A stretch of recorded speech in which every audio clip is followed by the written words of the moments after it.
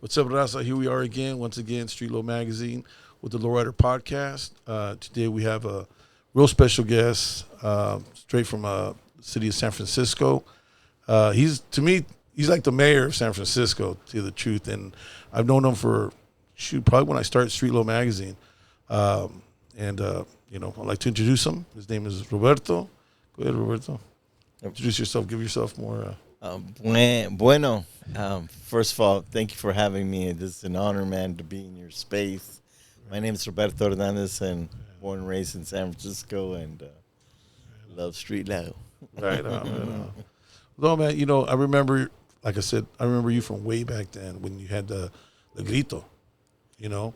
I used to, when I was first putting the magazine together, I was always like, man, how are you getting all these ads? How are you getting all these people behind you? And it was all politics. It was all, I think it's the people you hung out with and how you drove the magazine and how you put events together, man. Because I know you're very tied into the community and also the city, right? I think you're like the mayor of the lowriders out there, man. And, and it was always cool to see you do events. And then when you guys put together the Lowrider Council, because you were the one that put the Lowrider Council together, right? And now you have all kinds of events, and you include lowriders. You've been including lowriders since day one. How long have the Carnival? And you've been doing that for how long? 47 years. We started. 47 years. Yeah, and it was 500 people came to the parade the first year, but I had lowriders lead the parade, and the parade was really small. It was actually at Presida Park, and we were only supposed to go around the park once, and we ended up going around and around. Couldn't get enough of it. Yeah. And then the second year we went from Presida Park to Dolores Park, and then the third year we went to Civic Center because the city said, no, there's too many people. And I didn't like Civic Center at all because it's just cold, you know what I'm saying? The gray buildings and I said, no, we're going to bring it back to the Mission. And they said, well, you got to find a place. So I said, well, we'll do the parade on Mission Street and we'll have the festival on 24th Street. Man, you could not walk on 24th Street. It was literally packed. Right. And so then the city said, hey, you can't do it on 24th Street next year. And so they said, you got to find another place. And they were trying to get us to go back to the center. I said, nope. And so finally I found Harrison Street. And at that time, going back because I was born there, right? That used to have trains used to come there and deliver like plywood and other goods. And there was a lot of warehouse. But the trains, they stopped running. And I remember as a chamaco, we used to jump on the trains and jump off of them. And so, because there was a bunch of empty warehouse, I figured it won't bother nobody. And the street was really wide. Right. And so I convinced the city to let us do it on Harrison Street. I called the railroad company. I knew a homie that worked there, and I told him, hey, you guys need to pull the railroad tracks out. Right. And they did, and they repaved the streets. And there was no sidewalks. So we got the city to put some sidewalks in. There was no lighting. We planted trees. We painted the Carnival mural. And then eventually, anyway, man, we made that street what it is today. And then it's funny because fast forward, then tech comes and now these developers start building condos, and these millionaires start complaining about, well, you can't, I can't sleep, and you should have moved there. Yeah. You should have bought it. Welcome to the barrio, They try to move us, but I was smart because what I did was I went to the planning department and said that. And passed an ordinance where if you bought property, you knew that there was an annual festival every year, and that if you sold, you had to tell the buyer that. And so a lot of these people that bought condos, for $1 million plus, they'd come and complain. I'd say, hey, well, you better read the fine print. Right. And then that was it. It's over. What year was this when you guys? So this was probably about, now we're talking about the late 80s. And then it was when tech started really booming. First it was, if you remember, .com. Right. That was the first run. And then the second run was, when Twitter moved in San Francisco, right? And, but yeah, they try to move us, and legally they couldn't do nothing to us, And that's part of our story is gentrification, right? I mean, when you look at how many raza used to live in the Mission, I started a group called Our Mission No Eviction, and we fought the evictions, every single eviction. We lost 10,000 people, but we saved 17,000 people, right? And then we fought, to have affordable housing built. And so we've got now 13, sites where we've been able to build 1,900 affordable housing units for people who were evicted to be able to come back. Of course, you don't have a house like you did before, but at least you have an apartment, a nice unit, somewhere to lay your head and still live in the barrio, right? Now you're deeply in there, man. You're deeply, and I know you were. The first day I met you, you're just moving around everywhere. And then when you got deep into the council, because you started the Lowrider Council. Yeah. You're actually the president of the council too, right? Yeah, I started council back in the late 70s because at that time, when we first started cruising, it was, maybe about, I would say there's no more than 30 cars. Right. But then that movie Boulevard Nights came out. Remember that movie? And everybody wanted to be a cholo. Everybody wanted to be a lowrider. And man, the next thing you know, man, it was like every Friday and Saturday night, Mission Street was like bumper to bumper, right?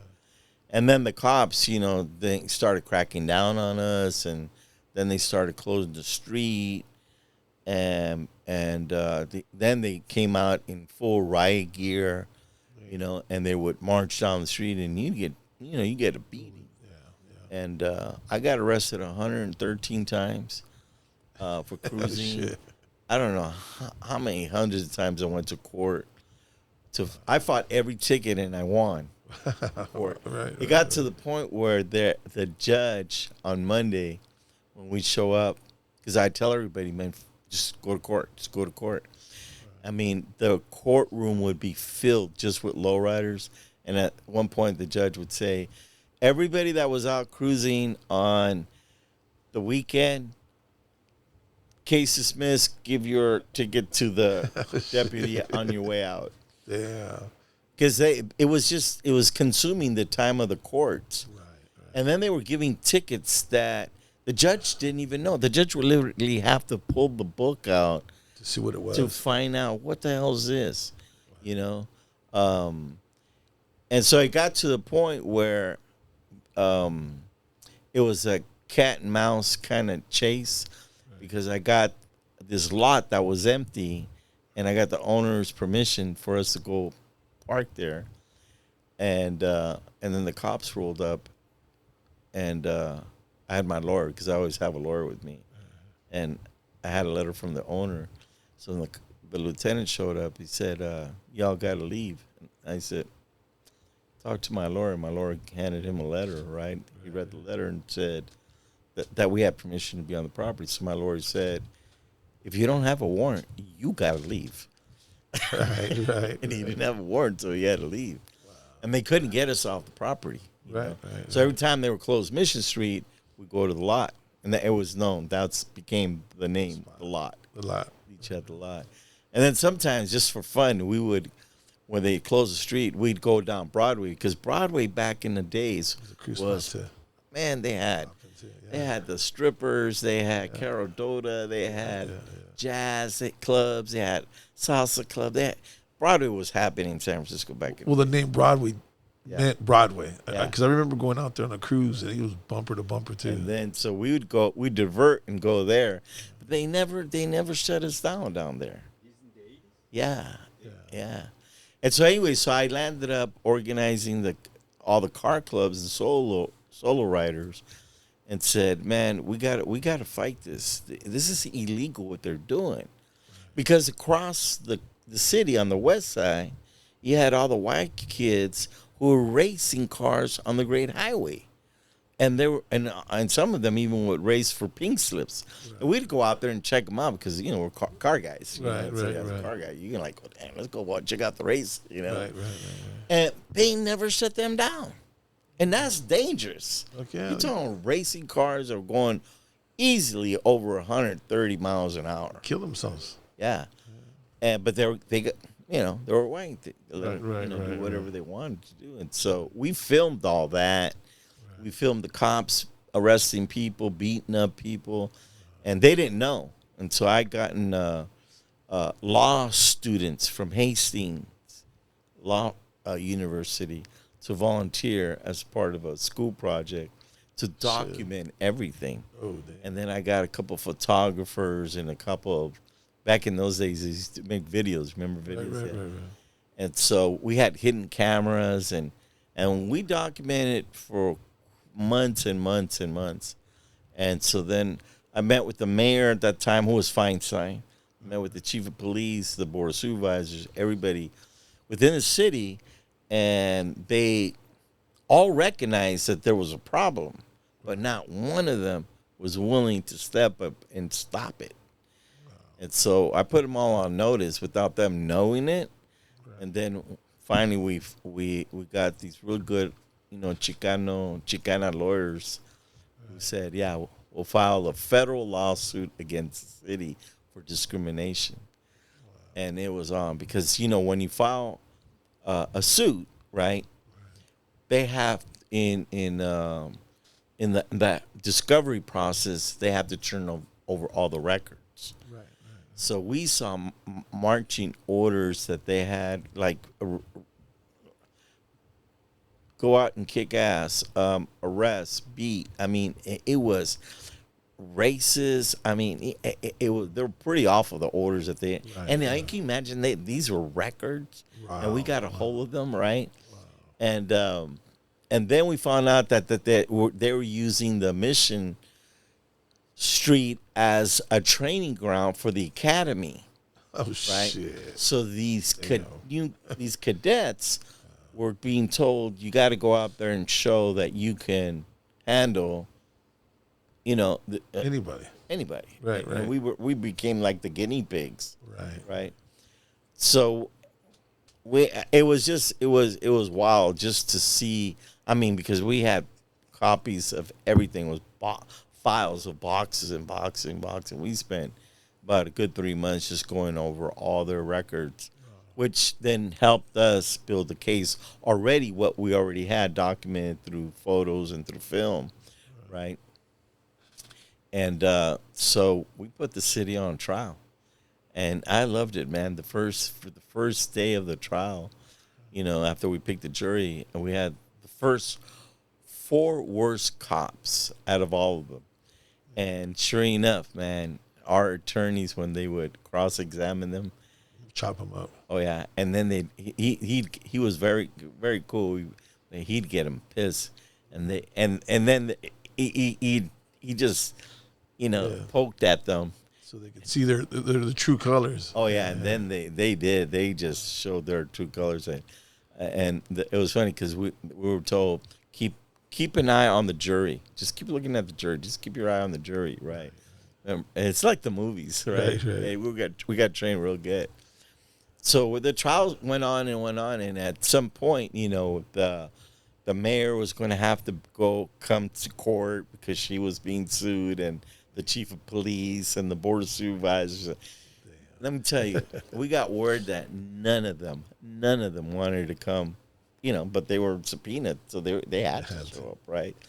And so the city attorney finally sat with us, and he made us an offer, and I said nope.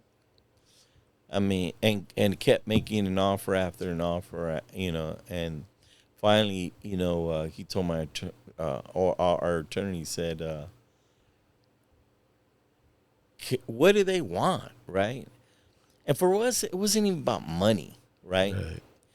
And I mean, of course, we put in a dollar amount in there, right? Don't get it wrong. I mean, but so he asked our attorney if we could have a conference, and we had a conference. and the city attorney passed me a piece of paper that was blank and a pen, and he said, "Write a number." And I grabbed the piece of paper and the pen, and I said, "Well, we'll come back tomorrow." This isn't about me, there was a few of us that were there. I said, it's about a whole community. I'm gonna go back to my community. We'll come back. We'll give you something. He said, "All right, great." He was all excited, right? So we met. We took our time, and we came back with that piece of paper, and it was written on the front side and the whole back side. And it included, just giving a couple examples, get rid of the captain, get rid of the academy, no more using our neighborhood as a training ground. We had to list all the cops we wanted it removed from our radio. And we said we wanted a park, we wanted this, that. We came up with all these demands, right? And he's looking at that the next day, and he's like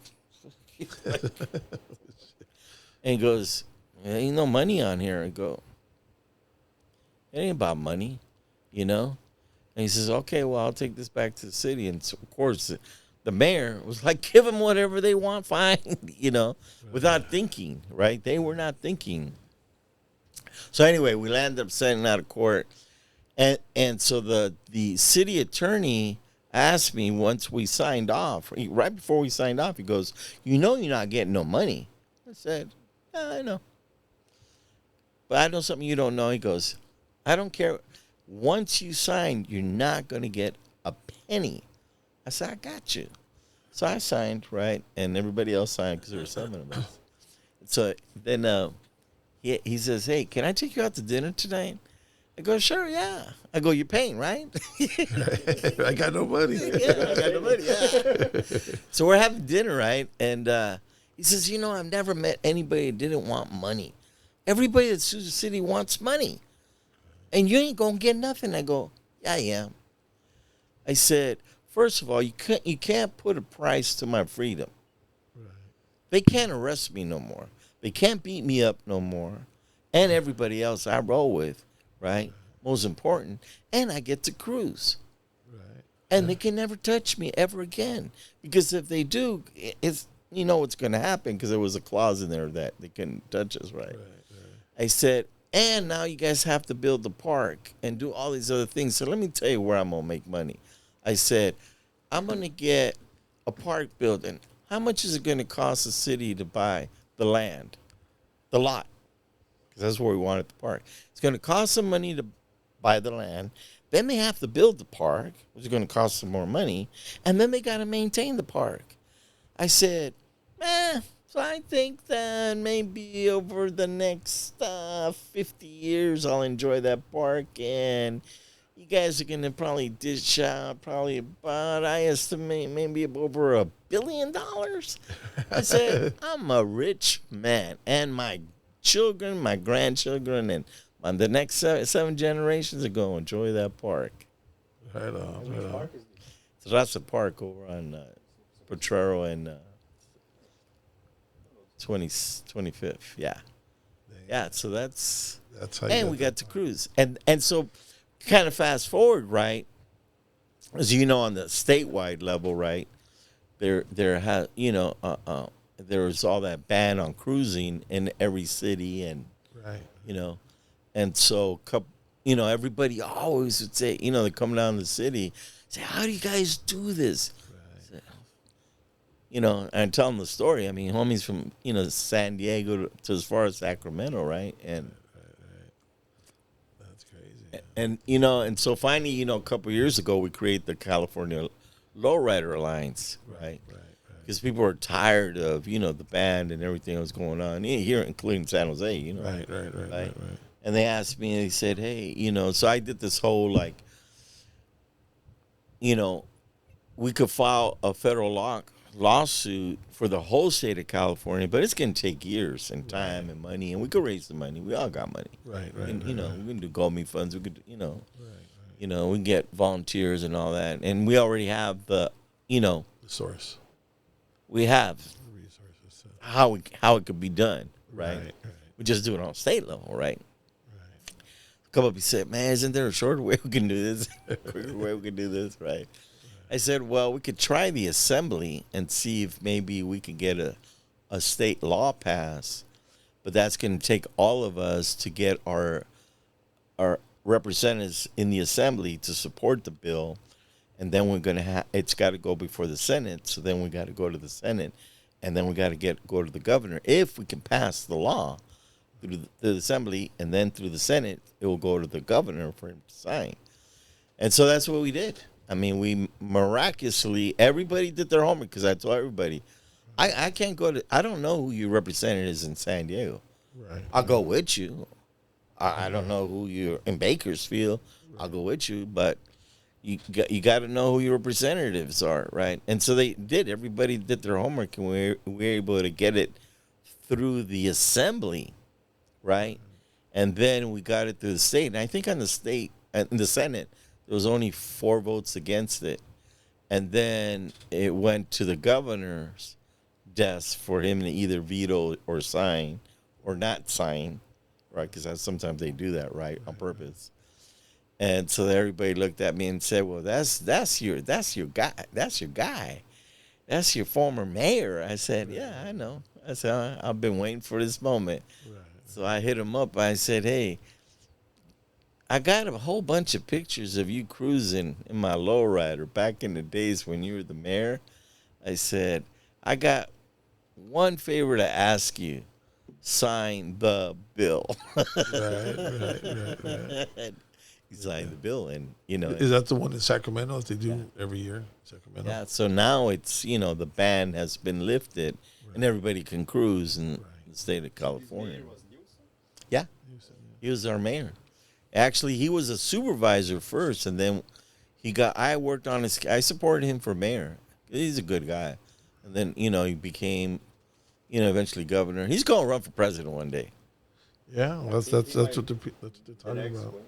That's what they're talking about. But a lot of people don't like the way he deals with signing his bills, and I don't know. A lot of people have different opinions of well, I don't agree with him all the time. I'll tell you that. Even when he was mayor in San Francisco, we'd argue until we were blue in the face. But have you ever thought of doing like an annual thing at that park? I mean, that's a great story, man. I didn't even know about that story. That's to actually do an annual, because that's I mean, to put something together and go against, especially the government or the state or the city itself, and actually get them to do what you guys have to do.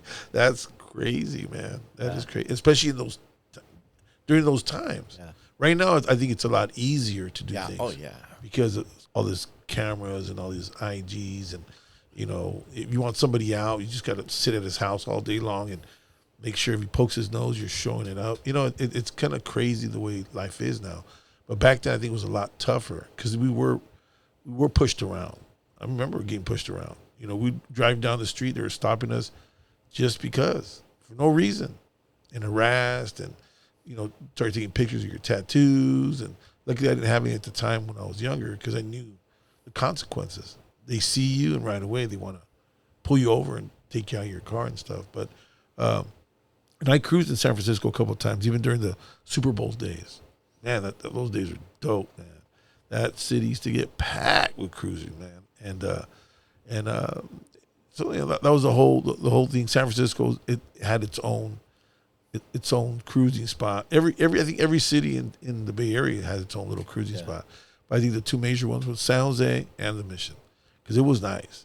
The only problem was the gang violence at one time. You had streets literally separating gangs. It was insane.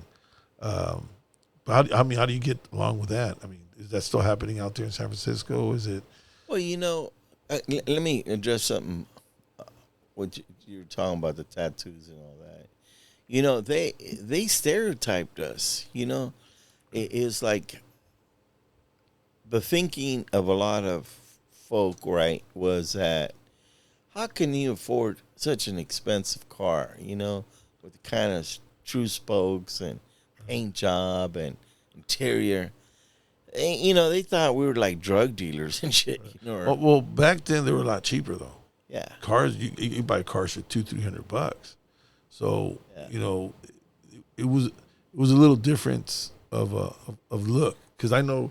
I remember buying an Impala for $100 and buying a Regal for $300, and those were like, I mean, the throwaway cars at the time. Yeah. So, but like you said, the cars fixed up. You know, like you said, they thought we were drug dealers. They think the worst of us. And then a lot of these cops, where they're coming from, they weren't from the city. Mm-hmm. They're coming from another area that didn't even understand the barrios, you know. And they even do that here in San Jose. They bring in people from out of our city, and like you said, it's almost like they're training them to deal with us. Because believe it or not, I mean, we're a very prideful people. And, you know, we don't like to get talked down to. Yeah. We like respect. We'll respect you. If you show us respect, we're gonna show you respect. But it seemed like go over there and just poke them till you get mad, and then arrest them, get them for assault or for anything, you know. But I know San Francisco is just it's very diverse too. It's a very diverse area because you have all Latin walks of life there. I mean, I'm talking about. I know you have Chicanos, but you have, I mean, from Puerto Ricans to Salvadorians, Nicaraguenses, Guatemalans, you know, and it's, to me, they're Chicanos too, believe it or not. You know, they sometimes they sit around like, I'm not Chicano, I'm this. I go, no, you're Chicano. Because you're here, you're out there fighting politically for your people. Because, you know, the only thing that separates us are lines from here all the way to Brazil. It's just lines that separate us from being who we all are, indigenous people, you know. But no, I mean it's you know, like I said, it was always an honor to see you, man. Every time you do put things together, man. I mean it's you know, I always try to make Carnival, but for some reason I end up in Idaho that same weekend. I mean, we fly out, you know, Malo to do the photos and stuff like that. But you know, it's always been dope. But then now the car hop, that's another thing. The King of the Streets. You guys started hosting that a couple years ago, and you guys have been able to just maintain a good atmosphere and a good vibe, especially with the cruising too. Because I know you have all that. So I'm saying you're like the mayor of there. Because I like, and I didn't know you were in politically that far in from back then from doing all that.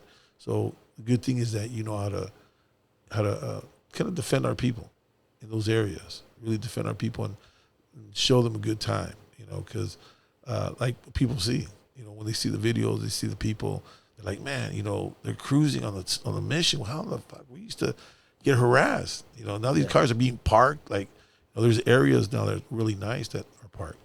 But when the first King of the Street, where was it thrown at? It's at Pier 70, which used to be when you got your car towed. That's where it ended up. That's where they ended up, and they landed up moving the tow yard away from there because a developer bought the land to develop condos and whatnot, right? And so there was like a 3-year window period where the developer was getting his entitlements, you know, from the city and all his permits. And so this young white guy had a real good idea. He went to him and said, hey, rent me out the space and I'll do events. Right. So he started doing events for all the techies from Google and Facebook and whatnot. And so I got hooked up with him, and I told him, I said, hey, man, I want to do this King of the Street event, and that's a perfect place to do it, right? And it landed up, he was a car guy, and he was like, oh, hell yeah, Lowriders here. He didn't even charge us, bro. Wow. He let us have the space for free. Wow. And it was perfect because it was like that old, did you go? Yeah. It was that old, you know, it's rustic. It looked kind of like Hollywood-ish. Right, kind of like we could have made a movie there. Right, and then, you know, Hog, you know, I need to honor him because it's like we went to him, you know, first and asked him and said, hey, we want to do King of the Street in City and want you to host it because he was the one who started King of the Street, you know. Everybody else, there's other people who could claim that, and I don't get into that. Right. But out of respect for him, we went with him, and he came up. Man, he loved it, and he said, "Hey, you guys going to do it next year? Oh, hell yeah. And then we did it at Fort Mason. Everybody loved Fort Mason, because of the pier and the water, Then, went to City College, Cow Palace, and then, eventually the Palace Fire. But you know what? It's like my dream has always been to do a lowrider parade and a hop on Mission Street, Right. And I knew it would be pretty difficult to convince the city to do it, even though, I could, flex some muscle and shit, but sometimes it's better just kind of like be a little patient and just be strategic. Right. So I angled it. And then the other thing is I've always wanted to get a TV deal to do a carnival. For Carnival, I got a TV deal, and that's been working out great for the last 24 years. Right. And so I did. I went to CBS, and I told their CEO, I said, hey, dude, you know what? Lowriding's in Japan. Lowriding's in Australia. Lowriding's in Brazil. And I started, laying it thick on him about how it's a worldwide now,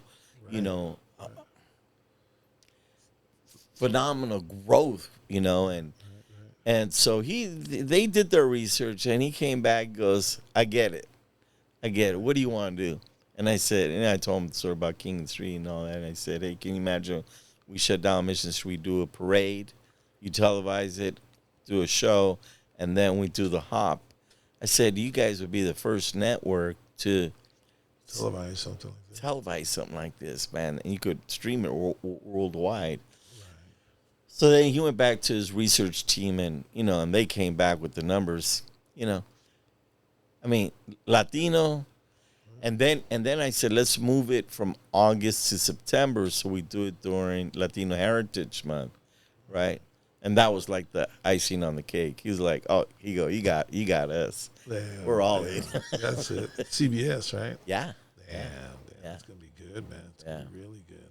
And it's gonna be good for low riding everywhere, right? Because so going back to now we got the ban lifted in the state of California. Now we're gonna do this TV show, right, on mainstream, right, and my hopes is that will then open the door, like for other cities and other television networks, to do, there's so many stories, and that. I mean, you with your magazine, you guys have written about so many people and so many stories. Right. I mean, this could open the gate to some real good television, shows. And not just parades, but just and to keep us in history, because really what you're doing is history, And when I talk to a lot of promoters, and I tell them, what you guys are doing is history, and it's good, but do it right. When you do it right, it just turns out nice. But it's something we're leaving for our next generation, and we're making it easier for them to do. As long as everything stays cool, because sometimes if it's a disaster, it becomes a disaster, right? And that can happen anytime. Yeah. But, I think we've grown out of that. Like, we're out there protecting ourselves, especially car clubs, car people. We actually police ourselves now. Because, like you said, these cars they're not cheap no more. You're rolling around in a $100,000 car. The cheapest one is probably be $10,000, but it's primered, right? Probably with no motor in it. But these cars are very expensive, and it's artwork. And like my cousin once told me, he goes, "These cars weren't built for us, but we made it ours. These cars were built for rich people, and we weren't rich." He goes, and I remember looking at my Impala one time. I have a '62 Impala hardtop. I still got it. I had it from a long time. I was looking at it. He goes, look at the curves on it. Look at the moldings. He goes, just imagine these cars were even built for us. Mm-hmm. He goes, but now they're ours. And look what we're doing to them. We're slamming them, putting hydros in them, flaking them. Engraving them. Turning them into art pieces. Yeah. And I think that's what moves the world, moves the people that really want to be part of this lowriding industry, or community. And it's like you said, it's worldwide. It's everywhere. And I think what you're doing in San Francisco is beautiful, man. And I know you got a team too of guys too. I don't know if you want to mention their names and stuff, but I know that you know they help you out putting it together and stuff. So what you're gonna do in September? It's September what? What's the date? Saturday, September 20th. Saturday, September 20th. Yeah. So it's gonna start off with the parade. Yeah. And it's gonna end up at that Mission Theater. Yeah, so the parade will be down Mission Street, and then we'll loop everybody back, and then everybody will park. And so we'll have the King of the Street show on Mission Street, and then we're going to lock down 24th and Mission, the intersection. And there we'll already have all the hoppers ready and do the hopping competition and show that live. Entertainment? Oh, yeah, and then we're going to have a stage and booths, vendors and stuff. And, and then and then I encourage a lot of, because that's the other thing too, is that and nobody ever talks about this, is that the economic power that lowriding has, right, is huge in the auto industry. But then locally, when we do an event, whether it be in San Jose, whether it be in Oakland or LA or San Diego or Houston, Texas, when we roll, we go out and eat, shop, you know what I'm saying? And so we drop money on our local, businesses. So what I did was I went to, it's called Calle 24, and I went to that association and said, just like I went to the Mission Street Merchants Association, I said, okay, we're going to do this. Let's create something special. And I teased them, right? I already had gone to a taqueria, and this chef is, I said, hazme un taco, create a lowrider taco. Oh, shit. So, yes. So he's going to, that day, he's going to start selling the first ever lowrider taco. I went to La Reina Bakery, and I told Louis, the owner, I said, hey, I want you to make a lowrider pan dulce. Damn. And so he's working at the art and making the, and so a lot of other businesses are going to do the same thing, and that's being creative so that it ties in, right, and we're going to promote it, right, that hey, come to the Mission, come to the parade, come to the show, the hop, and while you're here, go get yourself a lowrider taco and take some pan dulce lowrider home, and other things, so that we support our local business. Because, especially right now with what's going on in the country, and I have to, and if I may, let me address what's going on in the country right now, right? And in San Francisco, again, the lowrider community, through the San Francisco Lowrider Council, we have been part of organizing. We have supported the United Farm Workers from day one. I went to Delano, California, and I volunteered for Cesar Chavez and the Dolores back in the days, bro. Right. I mean, you know what I'm saying, in the 70s, and they were the ones who trained me. I always honor them and acknowledge them, because, and may Cesar rest in peace. And to this day, the Dolores Huerta call me up, and I'll drop whatever I'm doing. I will do anything for the Dolores Huerta and the farm workers. So we've been part of that movement, and part of the movement with the United Farm Workers also is the immigration, because when you look back at history, the braceros, and other, we've been the modern day slave. Right.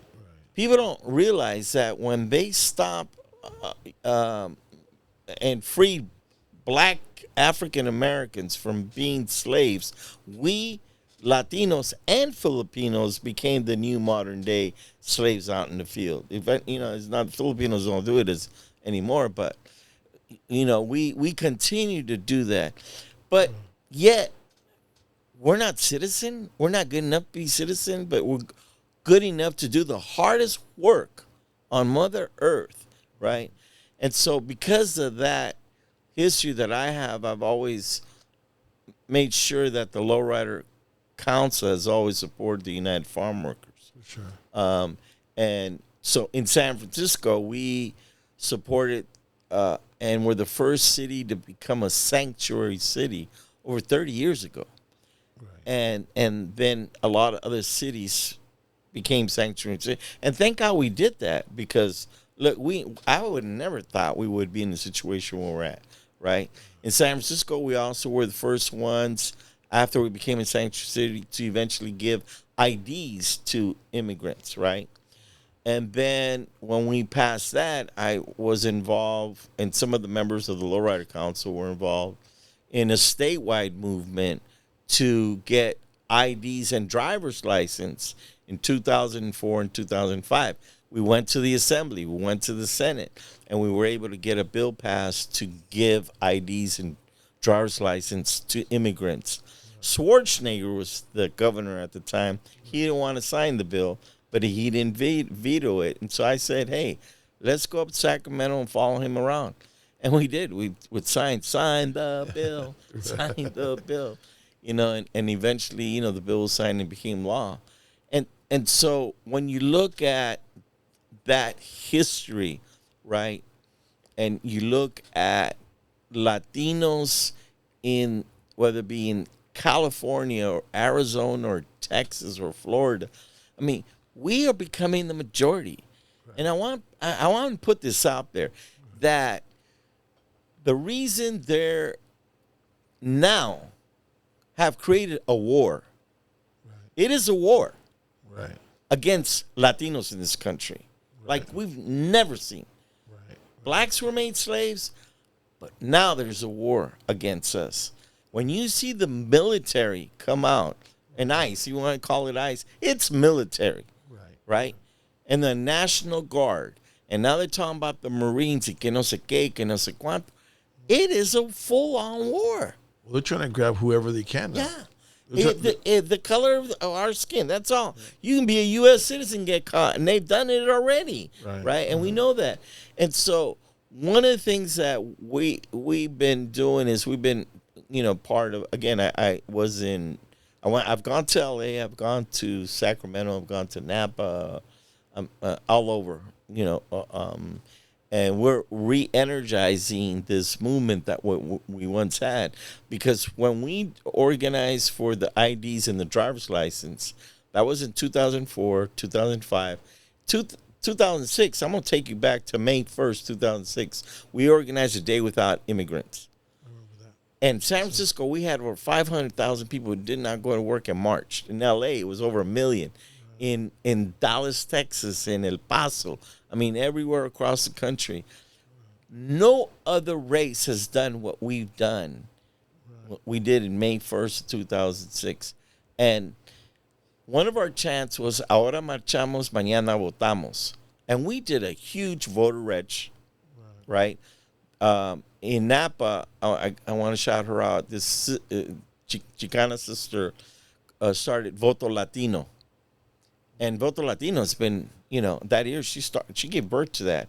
And it's nationally been a huge movement to get Latinos registered to vote. And not only did we get people registered to vote, but we also did citizenship classes, right? And we were and it was Obama who ran for president that year, and we were the swing vote for Obama. Now, Obama promised us the first year of his presidency that he was going to do comprehensive immigration reform. He never did it. He lied to us. 8 years went by, and guess what? More Latinos got deported from this country than any other president in the history of the United States, and he was black. Wow. But then, what did he do for blacks? He never supported Black Lives Matter. Right. He didn't take a knee until after he was in president. Right. During the pandemic. You remember George, right? And so when we look at historically what we've been subjected to, and I say Democrats and Republicans are the same. Right. There's no different when it comes to Latinos. Right. But what they don't and will not be able to do is stop the fact that we are probably by now the majority in California. In Texas, we're beyond the majority in Texas, right? And you look at other states and you look at counties and cities, throughout this country, you can't get rid of us now. It's too late. You never bothered with us. Right. And now they're figuring it out, but it's too late. Because at the end of the day, right now, and I was in Central Valley as an example, fruits are rotting, vegetables are rotting because ICE came and did raids.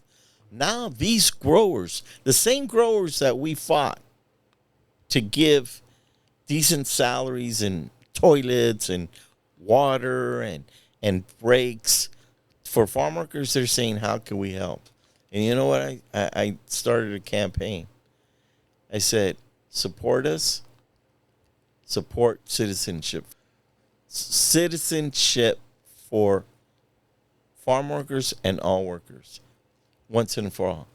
They're all on board. Right. And it's going to be a matter of time, because now America is finally realizing they need us. We are in your house, being your maid. We are your nannies. We are your gardeners. We're your drivers.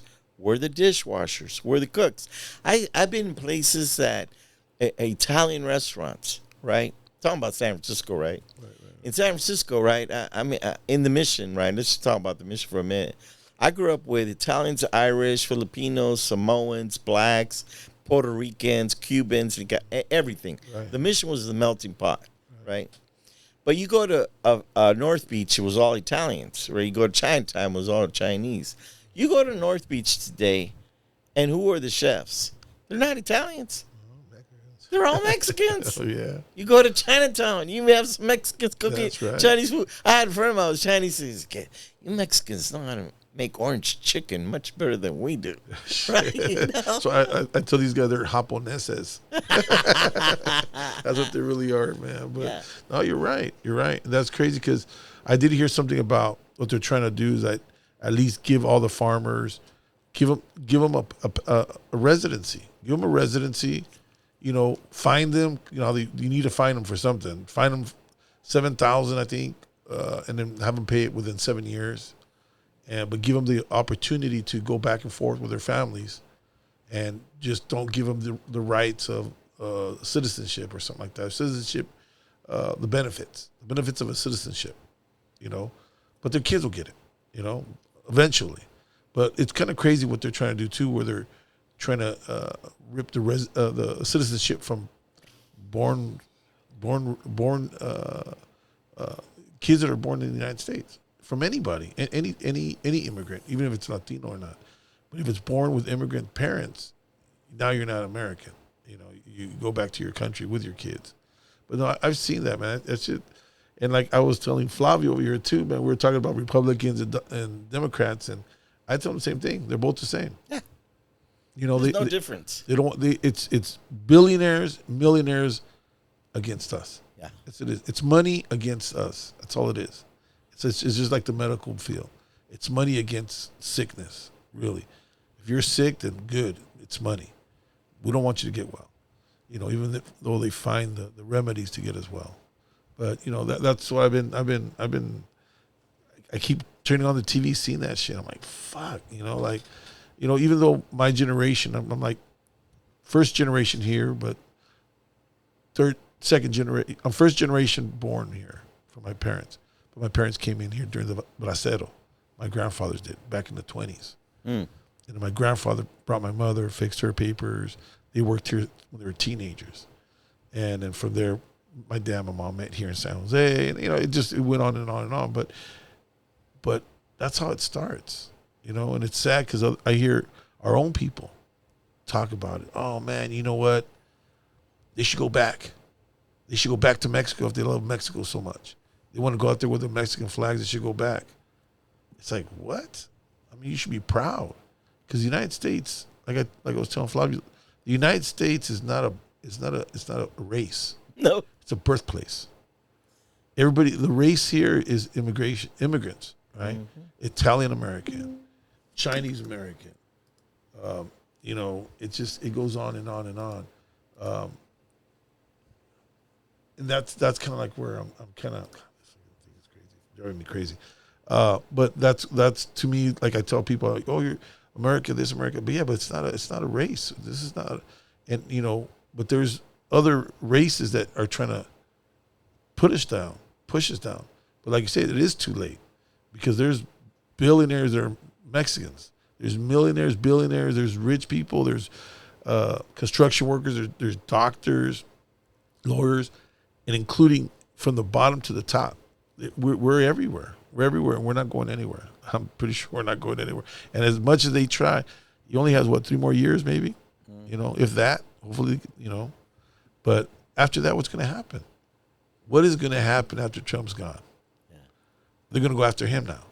He's going after all these other, corrupt politicians and stuff. I get it. They're trying to just all be Republicans. Okay. But at the end of the day, it's a battle right now. I don't know if you've been seeing all this, but there's like a game between them now. It's a war between them, and they're using us as guinea pigs. They really don't. Well, the economy's better. No, the economy's low. Oh, the economy's getting better. No, it's better. No, it isn't. Numbers are throwing out there that I've never seen it before.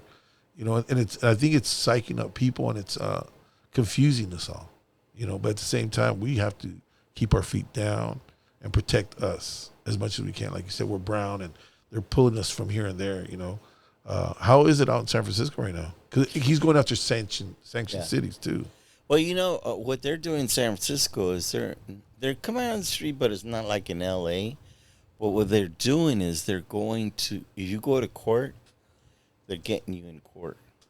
I see that. And that's crazy because they're giving you the court to help you out. Yeah. And you're walking out. You did everything you were supposed to do, filed all your papers, been a good citizen, good worker, and you're ready to get the judge to give you finally your, permanent residency, and off you go. That's crazy, man. That's crazy. But right on, man. Well, I mean, it's tough, man. But hopefully the show goes on, man. Oh yeah, no, it will. The thing is, we're resilient. Yeah. We have. I mean, we've been here before, right? And we're smarter, right? And we know, and that's why pushing citizenship, right? Every employer, right, understands that. Right. Every billionaire that has a Latina woman cleaning his house, and I know I've had some of my ideas, right? I mean, I'm like blown away. Like these billionaires, right, have not one person, they have like 5 people, and they're all Latinas working in their house. One that takes care of the kids, the other one that cleans, the other one that cooks, the other one that da-da-da. No, the race. The other one that goes shopping for them. Right. Right. Got that kind of money. Right. That's all they want to kick them out. What are they going to do without us? Nothing, man. Nothing at all. Ain't nobody going to do that work. No. Ain't nobody going to go to the field and do that work. Ain't nobody going to go clean their toilets. No, not at all. And if they do, they're going to be dirty for a long time. Yeah, so it is that my hope, and that's why I just want to send that message to everybody today, is there is hope. Right. We get on the offense and stop being on the defense, and the offense is to push for citizenship for all workers. Right. You're a criminal, adios, goodbye. That's right. But if you've been working here 30 years, yeah. You deserve to be a citizen. Everybody else from Italy and Germany and every Japan and China and everybody else gets citizenship. Right. Our people deserve equal. Right. Equal. It's not our fault that we're next door, right? Yeah. It's not our fault we're next door. There was no borders before. Right. And remember that this is California, Nuevo Mexico, Texas, Arizona. We call it Los Angeles. Right. Los Baños. That's right. Not the bathroom. The angels, right? Yeah. Yeah, no, and I see that, man. And that's the scary part of it, that the people running it, it's like they don't care, man. They don't care. And they want to me, it's like, okay, you want to shut the borders down. Make them strict or make them harder to cross. That's the immigration fault. It ain't the fault of people are already in here.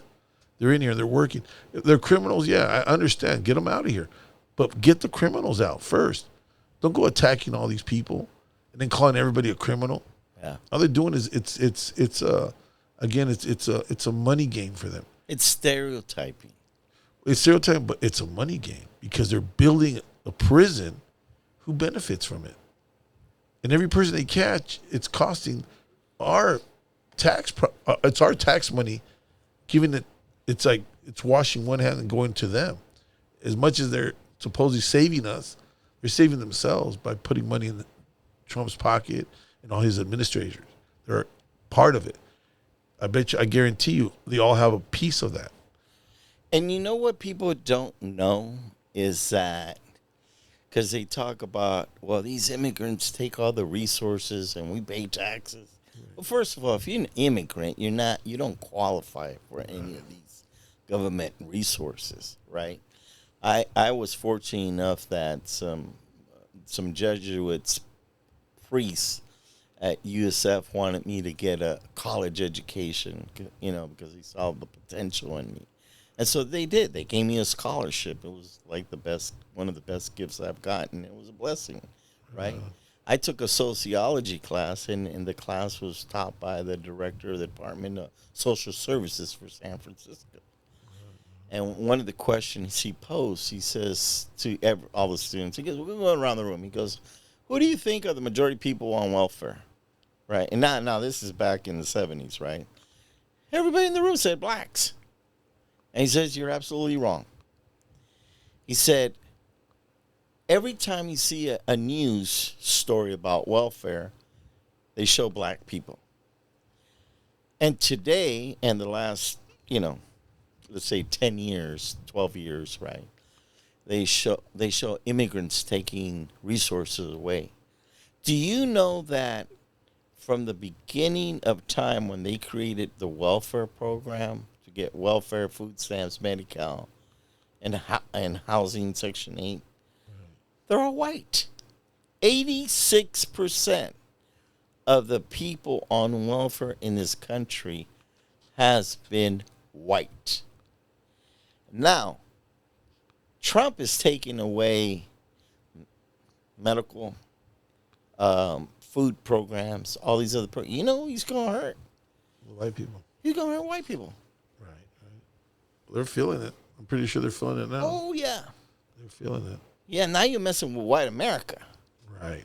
Because, you have, look, our people will stand on a corner and will go, you can pick somebody up, a Mexicano, and he'll paint your house, he'll cut your grass, he'll do whatever you need in your house. Right. Okay? You don't see white people doing that. A Latina woman will babysit, will cook. My mom, there was 5 of us. She took care of children. She was a niñera. She was a seamstress. She would make quinceañera dresses, wedding dresses, whatever you needed, right? She sold Avon back in the days, right? And she cooked for people. You could go in there and say, hey, I need tamales for Saturday, 100 of them. We had the little line. We're over there making tamales, I would go deliver her Avon bags or the new book, whatever. You know what I'm saying? We're trabajadores. Right. We're very resourceful. There's people I know that work 2-3 jobs to make ends meet. Right. We are a workforce, right? So when you look at that, that's an asset, right? And so we're not taking, we're giving, providing. Right? We're providers, right? And then when you look at in terms of the economy of the country, Latino businesses have been on the rise for the last 40 years. 40 years. If you look and research on Google grandfather and ask him, hey, what's the fastest growing, small businesses in this country? It's Latinos and Latinas. In fact, there's more Latinas opening a business today than men, right? So the power, the economic power that we have, right, and will continue to have, right? And also, let's talk about children. We continue to have children. White people used to have 12 kids, 10 kids, 9 kids, 5 kids. They're not having kids. They got a dog. And the cat. Right. In fact, in San Francisco, we have therapists for dogs, and we have hotels for dogs, and we have spas for dogs. You know what I'm saying? It's a big business right now in San Francisco. I don't know anywhere else, but you know. And so they're not having kids. Black families are not having 10 kids, 5 kids like they used to. Chinese families ain't either, right? So again, so if you look at growth population, if you look at, you said it earlier, right?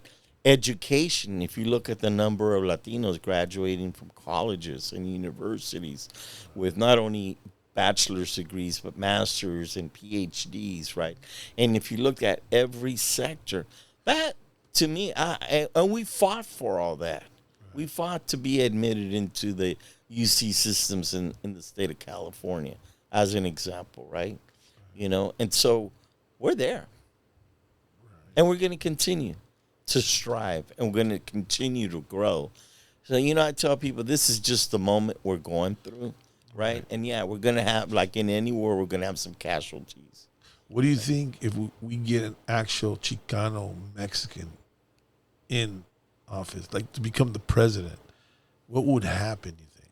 You think he would live on to what America is, or you think he'd give to more immigrants and you know, because usually like immigration, like what I trip out about immigration is that our own people hate on our own people.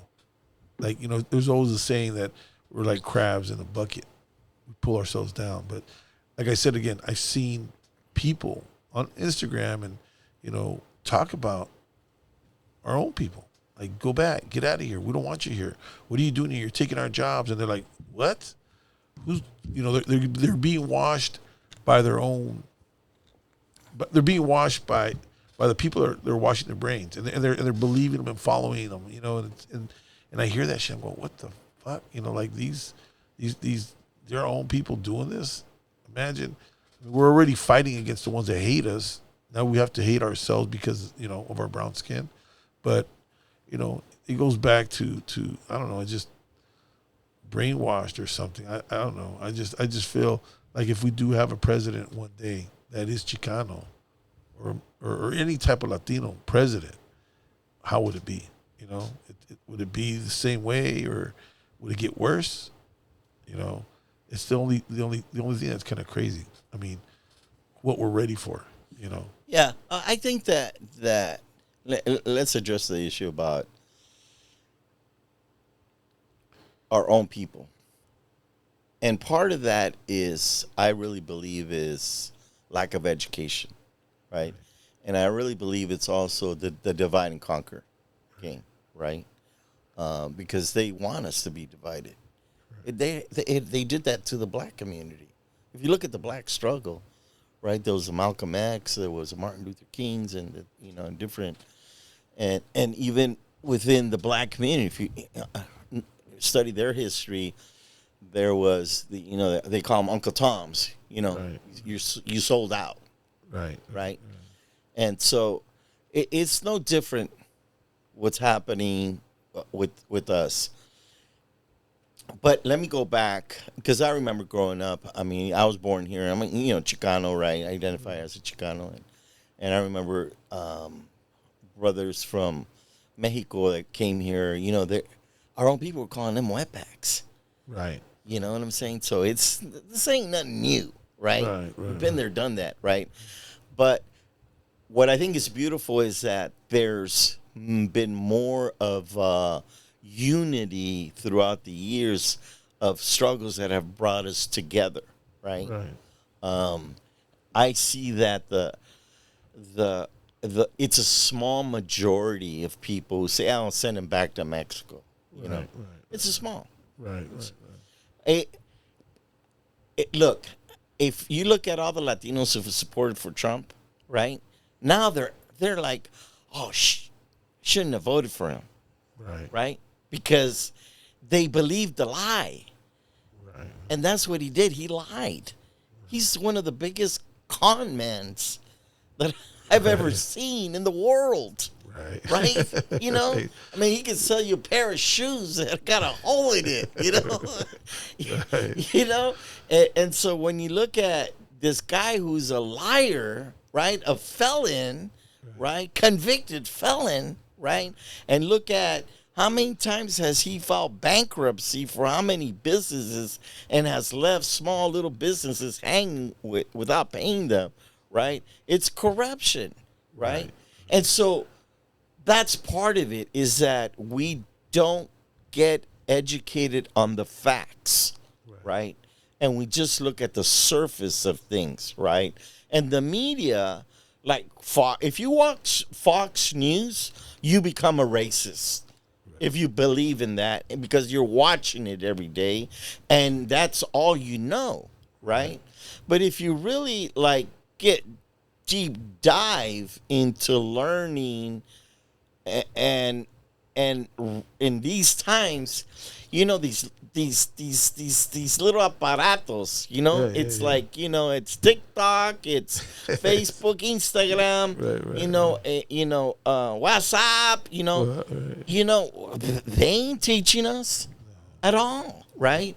And so I don't, you know, I get confronted quite a bit, you know, with my own gente, right? That tell me, hey, well, you know, you don't. I say, okay, let's talk about it. And I go deep into facts and figures, right? And then they understand, right? And so I don't get mad, I don't get angry, right? And that's the message I like to leave everybody today. Don't get mad and don't get angry at somebody who is talking bad about our own people. You know, just take the time to educate them. Right. You know, because that just divides us and makes it worse, right? You know, and I think that we've gone through enough already on the streets, right? You know, the divide and conquer on our streets. It's you know, and at other levels, but the unifying moment, right, is in this time right now. That, you know what, it's like the love today that I see between a Salvadoreño and a Mexicano didn't exist before. Right. A Guatemalteco, right, and a somebody from Venezuela, Colombiano, a Peruano. You know, the most beautiful thing that's happening right now, I think, within our community, right, is what you were talking about earlier. You know, it's just like where all these indigenous roots. I grew up wearing guayaberas and ropa típica, you know, and people that were Latinos would make fun of me. Ew, what are you wearing that for? Ew. And you know what? Now they're wearing the stuff. Right. You know? I remember a guy, his name was Juan, and he changed his name to John. Now he's calling himself Juan again. You know what I'm saying? And I get it. You know, it's part of that, the infrastructure of our educational system, right, has failed to teach us who we are, right? And so, like you know, we were talking earlier about, you were talking about, you know, going to the Yucatan, right? It wasn't until I went to Yucatan that I really learned, right? And it was my abuelito who said, vete de aquí, porque aquí no vas a aprender quién sos. So I did. I went to the Yucatan, and because we're Mayans, right? I went to Guatemala. I went to Belize. I went to Nicaragua. And, man, I learned, as Mayans, we have 31 different dialects. We don't even speak Spanish. Right? We have our own ceremonias, or, you know, I mean, and it's such a rich history, right? And I've been encouraging a lot of people, like, you know, like you do, right, is to travel. Get out of here. Go learn your raíces. Right. And when you go to Peru or you go to, you know, Mexico, right? Even in Mexico, I mean, the Mayans are in one region, then you have the Toltecs, and you have the Aztecs, you have the Huicholes. I mean, it's like, I remember talking about Huicholes, we're like, what is that? You can't even pronounce the word Huicholes, right? And now it's like, you see people wearing ropa, indigenous clothing. Sochi, everybody's using. Some people are using the X. They're finding their indigenous name, right? That is beautiful, and we need to just continue building on that, right? I didn't see that in the 70s. I didn't see that in the 80s. I didn't see that in the 90s. We're seeing it today more and more, and that's beautiful. And I think that we just gotta be patient, with each other, right? That some of us get it, some of us don't, right? And then we just gotta, like today. Thank you for this, this time and this space to have this dialogue and this conversation, because it's important, right? And getting back to low riding, I mean, it's, if you look at, like you talked about, in the very beginning, you can buy a car for $200-$300 and throw a paint job on it.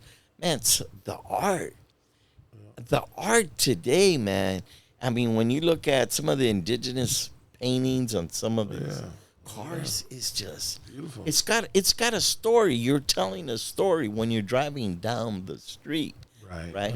I did an art project with I got a 1947 Chrysler, and that's the one that says all the murals around it, right? Yeah, the blue one, right? Yeah. Oh shit. Yeah, Right. And I did it with a bunch of kids to educate them, right?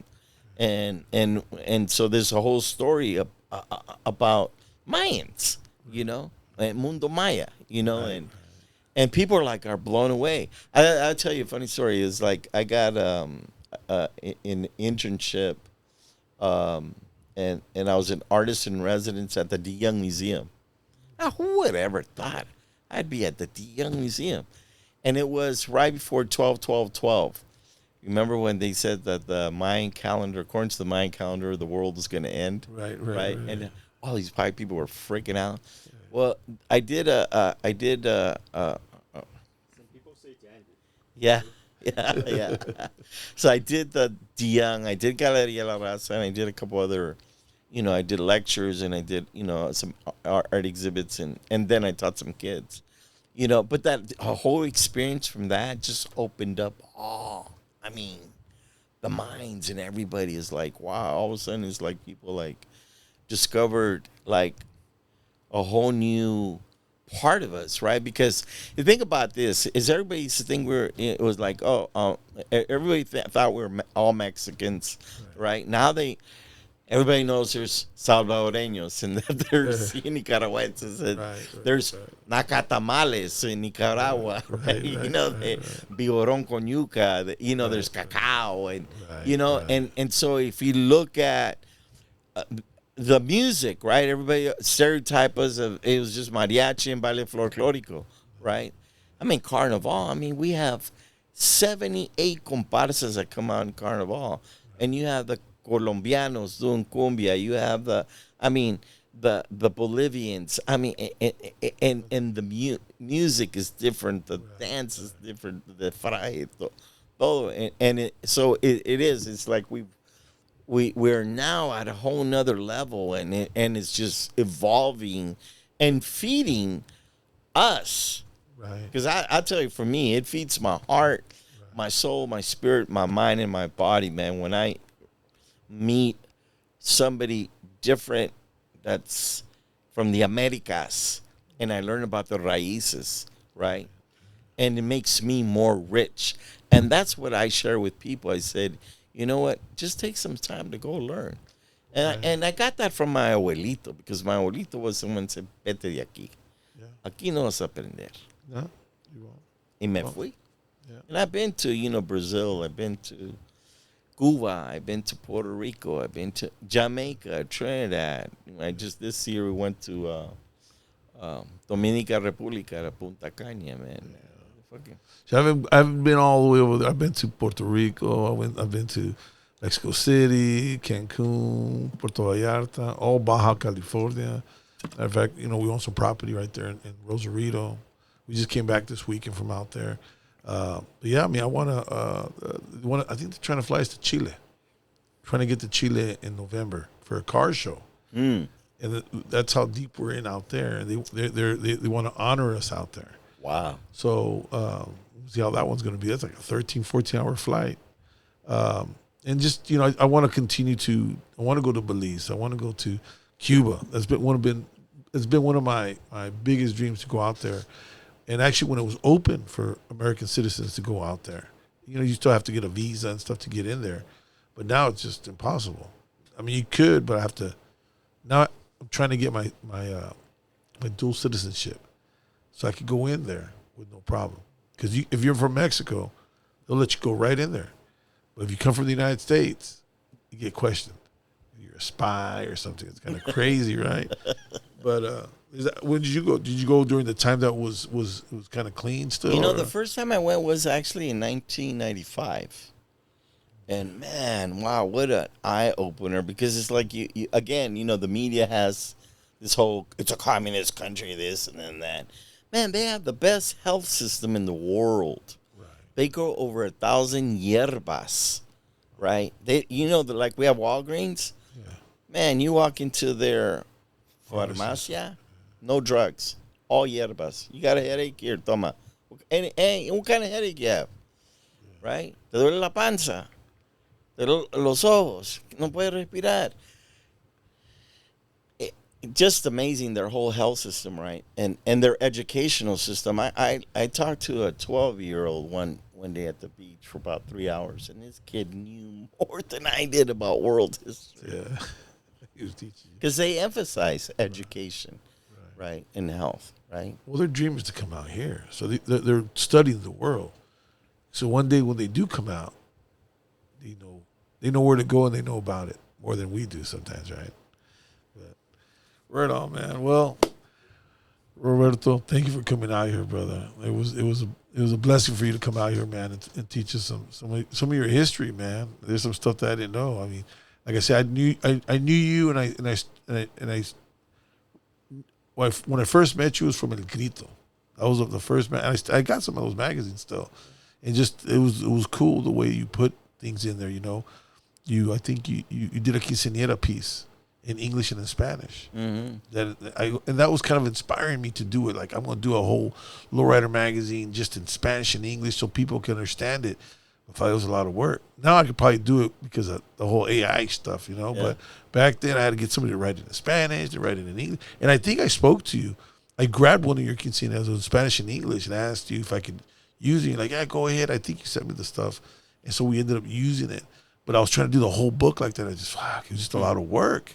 And I think you did it once a year, right? El Grito was once a year, right? Yeah, once a year. Once a year? Shoot, that was dope, man. Then I did the Cinco de Mayo magazine once a year. What was the other one? I think I did. Yeah. And then I did one for Carnival. Yeah. But, yeah, those were the days, man. That you brought me back because I haven't. I met you, man. Right on, man. But thank you for coming out here, brother. I mean, it was a blessing for you to come out here. And, I'm going to be out there, man. Like I haven't gone out as much,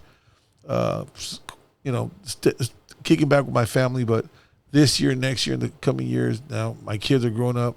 They're out of school now. They're doing their thing.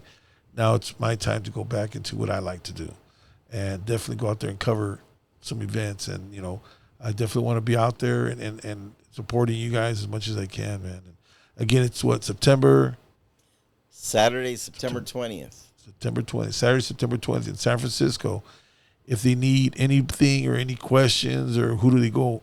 I mean, do you want to drop? They can just go to our San Francisco Lowrider Council IG, or they can go to our website. Okay. If you want to be in the parade, you have to register to be in the parade, and then you get the registration includes you being able to park, on Mission Street for the show. Okay. Right? Okay. For vendors too, they can go in there and do all that stuff on your website. So what's the website? It's San Francisco Lowrider Council. San Francisco Lowrider Council. We'll put it on the thing too, so they can. How's the registration looking? Good, really good. Okay. So you guys got better hurry up, man, because if you don't be the one. Oh my God, what that? Then the tickets go up. Huh? Bring one of your 20 Oh yeah, I got One of your 20 cars. he doesn't drive. yeah, I got too many cars. Yeah. You don't drive your cars? No, I do once in a while. I've taken my Suburban out there. I got a 1940 Suburban. I've driven it to San Francisco. Huh? Yeah. No, Yeah, in fact, who's going to be our Grand Marshal is David Gonzalez, the Homie King. Oh, he's been out there? Yeah. Okay. I've been, like you, right? I met him when he was putting homies in bubblegum machines. Yeah, no, he actually, I don't have the magazine here, but he was in our magazine. He used to draw for me. Yeah. I hooked up with him one time. Maybe I could get him in here one day, man. But oh yeah, that's the homie book. You see the homie book, right? Yeah.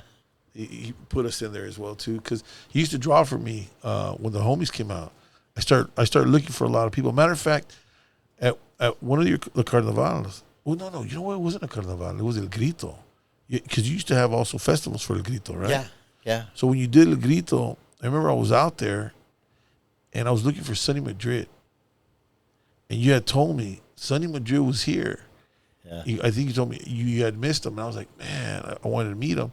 And then one day he walks into my office, and after that we became real tight friends, man. I hung out with him a lot. I soaked a lot of game from him. He was one of my mentors too. Yeah. Really one of my mentors. And as a matter of fact, that picture right there with the 39, that's his. A big picture right there with the Cinco de Mayo, the one underneath right here. See, that's I think it's Los Angeles. All those 39s parked right there with the Mexican flags on it. I think that was the Cinco de Mayo parade that he took a picture of. He ended up giving it to me years ago, and I popped it on. I'm going to put it there. And he gave me one of those hats. Remember those hats? Yeah. He gave me one of those hats. It was kind of cool, man. But I remember helping him go get the magazine in different businesses. Yeah. And we took him to Discolandia and what was it? Dominguez Bakery, Música Latina and Ritmo Latino. Back in the days when it was record stores, right? And then that one shop, Jerry's. Was it Jerry's? That comic book. Oh, yeah. Where everybody went to his place. I used to drop 30, 40 magazines there, and he used to sell them all. He goes, don't put them anywhere else. Put them right here. He goes, you start putting them everywhere, they're not going to buy them here. They're going to come here to get them. And damn, he would sell 30, 40 magazines of ours all the time. But yeah, no, that was a good time, man, for sure. But like I said, hopefully, I'd see him out there. So he's going to be out there then, huh?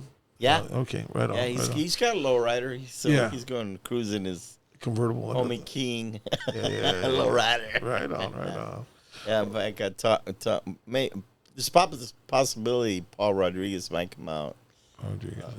Talking with Cheek Marin, maybe. Cheek Marino.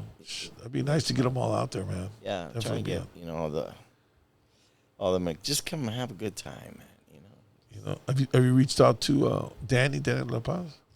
I saw him. I was actually out here in San Jose weeks ago, and he was autographing. Yeah. He said he hadn't been home, so he said he was going home. Yeah, he was like for 2-3 weeks. Yeah, he was at our San Jose show too. There's our poster for him. But yeah, he's like, he's a trip. He goes, I got to go home. I want to go home. But I mean, it'd be nice for him to come out too, just kind of, especially San Francisco. You'd love San Francisco. But right on, man. Well, thank you for coming out, man. September 20th, San Francisco, King of the Streets. If you're not going to be there, man, you're going to miss a lot. Well, anyways, if you're not going to be there, CBS. Yeah. Check it out, CBS, man. Or we're going to actually, we'll be out there ourselves, Streetlow Magazine. So, right on, Roberto. Thank you. Right on, brother. Thank you for having me, man. It's been an honor, man. This is like, man, this is magic. Just being in here. This is beautiful. Right, if you're watching, man, this is like, you're a lowrider. You're in lowrider heaven. Right, I feel like I'm in lowrider heaven right now.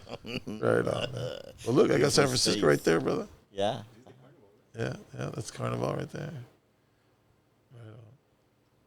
Right on, my brother. Thank you.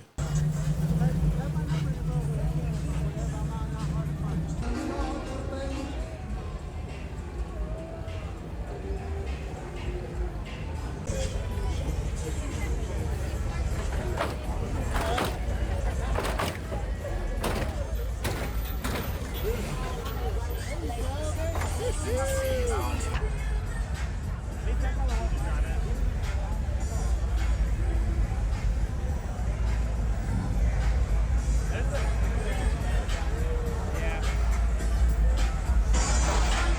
where people were hopping in the middle.